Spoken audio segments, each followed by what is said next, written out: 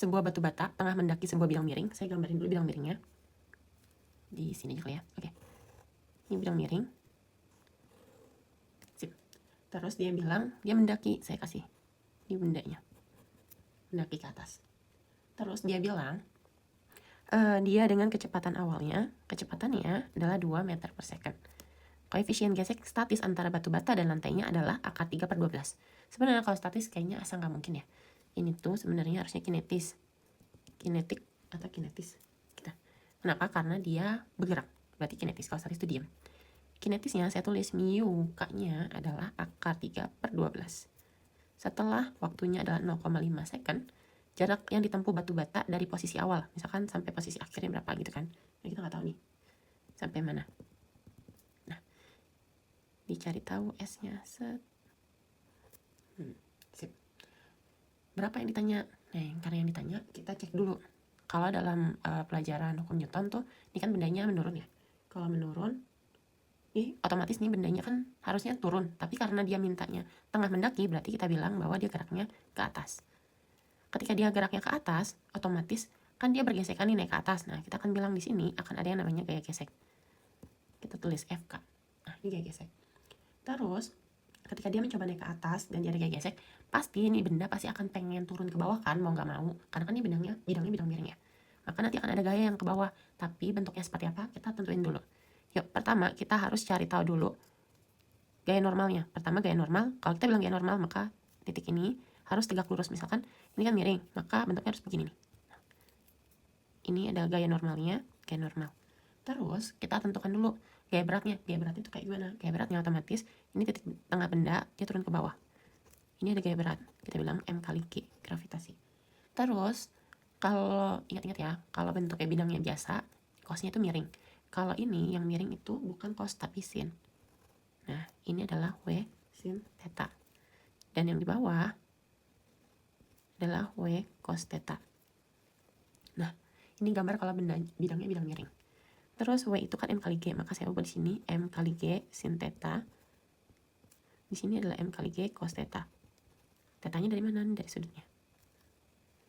Sip. Kalau udah, sekarang otomatis kita lihat nih.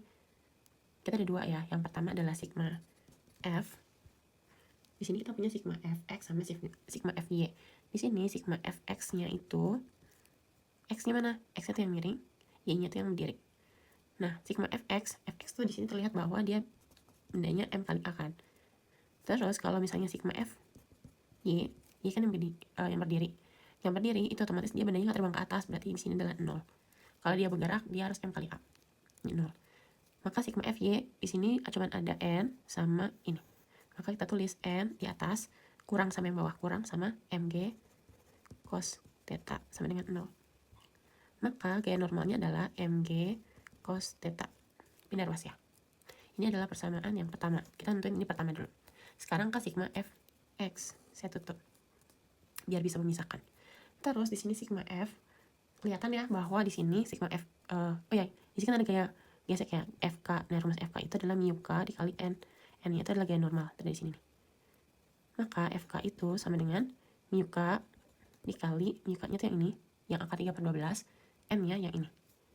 Mg cos theta. Jangan diangkain dulu karena nanti aja belakangan. Ini persamaan yang kedua. Sekarang ke Fx sama dengan M kali A. Sigma Fx, lihat ya, kan dia tadi geraknya ke atas. Gerak yang ke atas berarti terlihat bahwa kelihatan bahwa di sini turun kan. Kalau dia turun, ini sama ini doang kan sisanya yang di arah berlawanan. Terus gak ada gayanya, otomatis ketika dicoba ditarik maka dia akan tetap menurun ke bawah. Ini nilainya kita masukin dulu langsung ke Mg sin theta ditambah Fk sama dengan M kali A. Nah, terus Mg sin theta kita tulis yang Fk-nya dulu ya, Fk yang di bawah. Berarti Mg sin theta ditambah Fk-nya mu K kali Mg cos theta sama dengan M kali A.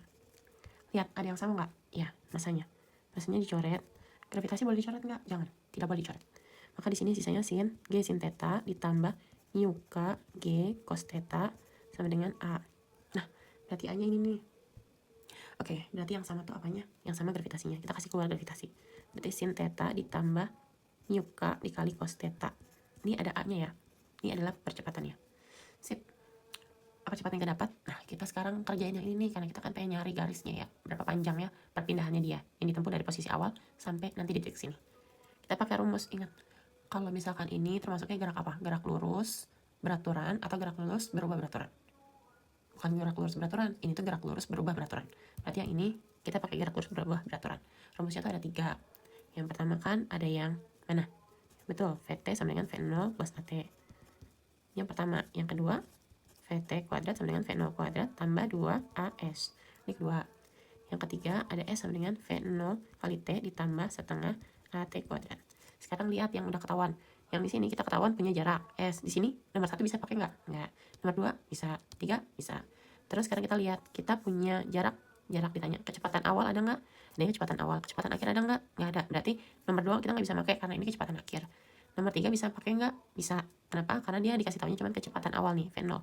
Awal kan, kecepatan awal 2. Berarti kan kita bisa pakai rumus yang ini kan. Nah, tapi saya perlu ingetin lagi bahwa ini kan geraknya berlawanan nih, turun. Jatuh kan dia. Jadi kalau jatuh, tanda yang di sini otomatis dia akan berubah jadi negatif. Jadi S sama dengan V0 kali T dikurang jadinya setengah AT kuadrat. Kenapa jadi dikurang? Ingat, gerak dia kan tadinya harusnya ke atas. Sekarang dia turun ke bawah, jadi itu ini tuh jadinya negatif. Masuk. V0-nya berapa tadi? V0-nya 2, T-nya setengah. Tutup, dikurang setengah. A-nya tuh yang ini nih. Kalau kalian bingung, A-nya masih ada, ya udahlah kita ini dulu, eksekusi dulu ya A-nya. A sama dengan G sin theta ditambah mu K cos theta. Kita mulai A sama dengan gravitasi. Lihat di sini tetanya itu adalah sin 30 derajat ditambah mu K-nya akar 3/12, cosnya cos 30 derajat. A sama dengan ini 10, sin 30 setengah ditambah, kita tulis dulu ya, cos 30 berapa? Setengah akar 3, oke. A sama dengan 10 setengah ditambah, nih, akar 3 kali akar 3, 3/12, ini kali 2. Kali 2 aja, yang ini kali setengah. A sama dengan 10 setengah ditambah, yang ini, dilihat ya, ini tuh akar 3, ini 12, ini dicoret aja, jadinya 4 kan di bawah. 1/4 kali 2, 8. A sama dengan, di sini, berarti 8 bagi 2, 4 ya, ditambah 1. Jadinya 10 dikali 5/8. 50/8. Gak usah dieksekusi, ntar aja. S, kita masuk ke sini. S sama dengan, kelihatan? Oke. Dicoret-coret, 1 dikurang setengah. Tadi A-nya 50/8. T-nya berapa? Setengah. Setengah dikuadratin. Oke, S sama dengan 1 dikurang. Ini bisa dikali, bisa 50/2 kali 8, 16. Ini 1/4. Oke, S sama dengan 1 dikurang 50/64. Jadinya 64, berarti sini 64 kurang 50. S sama dengan 6/64. Kok 6? Gak bisa. 64 dikurang 50 berarti 14. Berapa? 14. 14 dibagi 64. Kasih ini naik dulu. 14 dibagi 64 sama dengan 0,218. Ya, kita bilangnya adalah S sama dengan 0,2 meter. Selesai. Mantap. Oke, sip.